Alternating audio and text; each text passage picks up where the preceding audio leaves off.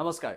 FIFA বিশ্বকাপৰ অন্যতম গুৰুত্বপূৰ্ণ এখন খেল অনুষ্ঠিত হৈছিল জাৰ্মানী আৰু কুৰাছৰ মাজত। জাৰ্মানী আৰু কুৰাছৰ মাজত অনুষ্ঠিত এই খেলখনত জাৰ্মানী মহা শক্তিশালী আছিল, কিন্তু কুৰাছাও কম শক্তিশালী নহয়। কুৰাছাওৰ জনসংখ্যা হৈছে প্ৰায় 1.5 লাখ। সেই কুৰাছাওক আজিৰ আগলৈকে প্ৰায় কেইলাখমান মানুহেহে জানিছিল, কিন্তু সেই কুৰাছাওক আজিৰ তাৰিখৰ পৰা বিশ্বৰ কোটি কোটি লোকে কুৰাছাওক জানিব পাৰিলে আৰু কুৰাছাওৰ যি ফুটবল বিশ্বকাপত প্ৰদৰ্শন, সেই প্ৰদৰ্শন নিশ্চিতভাৱে আশাপ্ৰদ।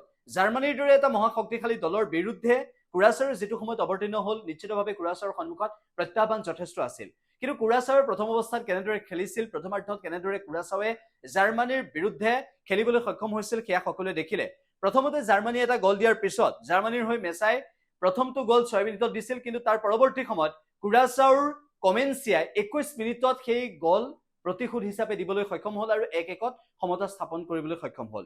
দ্বিতীয়াৰ্ধত জাৰ্মানীয়ে কেইবাটাও গল দিবলৈ সক্ষম হ'ল, কিন্তু দ্বিতীয়াৰ্ধৰ আৰম্ভণিৰ পৰা জাৰ্মানী যিমান শক্তি আছিল, প্ৰথমাৰ্ধত জাৰ্মানী সিমান শক্তিশালী ৰূপত দেখুৱাব পৰা নাছিল কুৰাছাওৰ সন্মুখত। প্ৰথমাৰ্ধত জাৰ্মানীয়ে আৰু এটা গল দিবলৈ সক্ষম হৈছিল। শ্লটাৰবেকে সেই গলটো দিবলৈ সক্ষম হৈছিল 38 মিনিটত, খেলৰ 38 মিনিটত। ইয়াৰ পৰৱৰ্তী সময়ত হাফ টাইমৰ পৰৱৰ্তী সময়ত কেনেদৰে জাৰ্মানী ভয়ংকৰ হৈ পৰিছিল খেলপথাৰত, সেয়া সকলোৱে দেখিবলৈ পালে। মহা শক্তিশালী জাৰ্মানীক আমি দেখিবলৈ পালো খেলপথাৰত। কুৰাছাওৰে প্ৰত্যাহ্বান জনাইছিল যথেষ্টভাৱে, কিন্তু জাৰ্মানীৰ যি ডিফেণ্ডাৰ, জাৰ্মানীৰ যি এটেকাৰ্ছ আৰু জাৰ্মানীৰ যি ৰক্ষণ বিভাগ, সকলোৱে কেনেদৰে শক্তিশালীভাৱে খেলিবলৈ সক্ষম হ'ল আজিৰ এই খেলখনত, আৰু তাৰ বাবে 7-1ৰ ব্যৱধানত পৰাস্ত হ'ল কুৰাছাওৰ।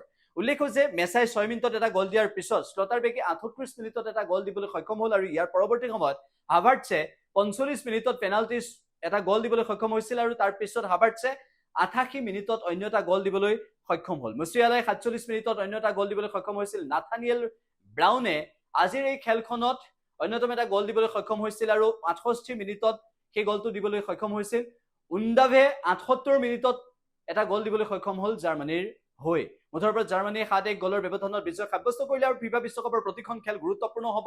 জাৰ্মানীয়ে ইতিমধ্যে মহা শক্তিশালী বুলি প্ৰমাণ কৰিছে। পৰৱৰ্তী খেলসমূহতো জাৰ্মানীৰ প্ৰদৰ্শন নিশ্চিতভাৱে চাবলগীয়া হ'ব। কুৰাছাওৱে যে ফুটবল বিশ্বকাপত এণ্ট্ৰি মাৰিলে, আৰু ফুটবল বিশ্বকাপত এণ্ট্ৰি মৰা কুৰাছাওৰ ৰেংকিং 80ৰ ওপৰত। গতিকে এনেকুৱা এটা প্ৰেক্ষাপটত কুৰাছাওৱে কেনেদৰে ফুটবল বিশ্বকাপত এণ্ট্ৰি মাৰি জাৰ্মানীৰ সন্মুখত চমক দিবলৈ চেষ্টা কৰিলে, আৰু এটা শক্তিশালী দলৰ বিৰুদ্ধে সাহসেৰে খেলপথাৰত খেলিবলৈ সক্ষম হ'ল কুৰাছাওৰ দল। মুঠৰ ওপৰত কুৰাছাওৱেও আজি ভাল প্ৰদৰ্শন দেখুৱাবলৈ সক্ষম হ'ল। প্ৰায় 1.5 লাখ জনসংখ্যাৰ সেই দেশখনে কেনেদৰে, কেৰিবিয়ান দেশখনে কেনেদৰে শক্তিশালীভাৱে জাৰ্মানীৰ সন্মুখত যুঁজিবলৈ সক্ষম হ'ল, এয়া হৈছে ফুটবল বিশ্বকাপৰ এটা বৈশিষ্ট্য, আৰু এয়াই হৈছে ফুটবল বিশ্বকাপৰ সৌন্দৰ্য।